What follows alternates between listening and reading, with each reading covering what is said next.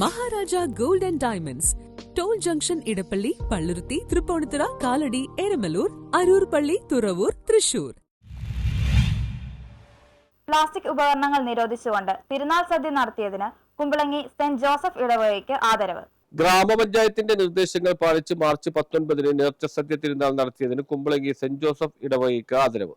നേർച്ച സത്യ തിരുനാളിൽ കുമ്പളങ്ങി ഗ്രാമപഞ്ചായത്ത് ഇടവകൾക്ക് പ്ലാസ്റ്റിക് ഉൽപ്പന്നങ്ങൾ പൂർണ്ണമായും ഒഴിവാക്കണമെന്ന നിർദ്ദേശം നൽകിയിരുന്നു. തിരുനാൾ ദിനത്തിൽ സ്ക്വാഡ് പാരിശാലയിൽ സന്ദർശിച്ചിരുന്നു. സ്ക്വാഡ് നൽകിയ റിസൾട്ടിന്റെ അടിസ്ഥാനത്തിലാണ് പ്ലാസ്റ്റിക് ഉൽപ്പന്നങ്ങൾ നിരോധിക്കണമെന്ന അധികൃതരുടെ മുന്നറിയിപ്പ് പൂർണ്ണമായും പാലിച്ചത് സെന്റ് ജോസഫ് ഇടവകയാണെന്ന് Kumbalangi panchayat president Susan Joseph വ്യക്തമാക്കി.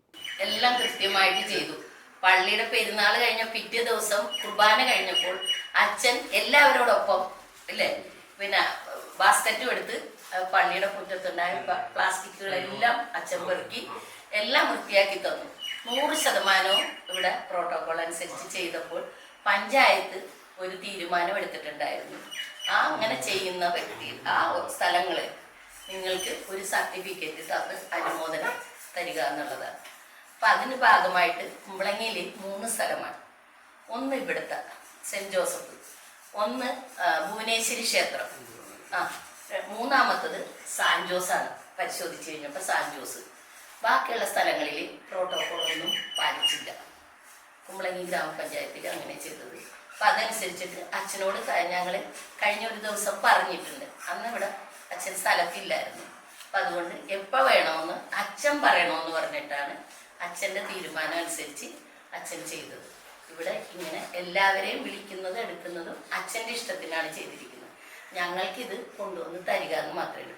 പഞ്ചായത്തിലും ഞാൻ എല്ലാവരോടും പറഞ്ഞില്ല. കാരണം ശുചിത്വത്തിന്റെ ഭാഗമായിട്ടുള്ള ഉദ്യോഗസ്ഥരും ശുചിത്വത്തിന്റെ അതായിട്ടുള്ളതെന്ന് പറഞ്ഞാൽ ആരോഗ്യ സ്റ്റാൻഡിംഗ്. പഞ്ചായത്ത് പ്രസിഡന്റ് സൂസൻ ജോസഫിൽ നിന്നും വികാരി ഫാദർ ആന്റണി നെടുമ്പറമ്പിൽ സർട്ടിഫിക്കറ്റ് ഏറ്റുവാങ്ങി. Vice president P S Ageer ചടങ്ങിൽ അധ്യക്ഷത വഹിച്ചു. പഞ്ചായത്ത് സെക്രട്ടറി സിജ ജോസഫ്, പഞ്ചായത്ത് അംഗങ്ങളായ ജെൻസി ആന്റണി, ലില്ലി റാഫേൽ, കൈക്കാരൻ George Nangeri, Paul Benny Pulikkal, Simon Kunnel, Augustin Joseph Varekkatta, Antony Veluthedath, Lawrence Thazhappiparambil എന്നിവർ പ്രസംഗിച്ചു. എല്ലാ കമ്മിറ്റി അംഗങ്ങളെയും പൂർണ്ണ സഹകരണം ഉണ്ടായതുകൊണ്ടാണ് പഞ്ചായത്തിൽ നിന്നും ഇത്തരം ഒരു പുരസ്കാരം ഏറ്റുവാങ്ങാൻ കഴിഞ്ഞതെന്നും എല്ലാവരോടും നന്ദിയുണ്ടെന്നും വികാരി ഫാദർ ആന്റണി നെടുമ്പറമ്പിൽ പറഞ്ഞു.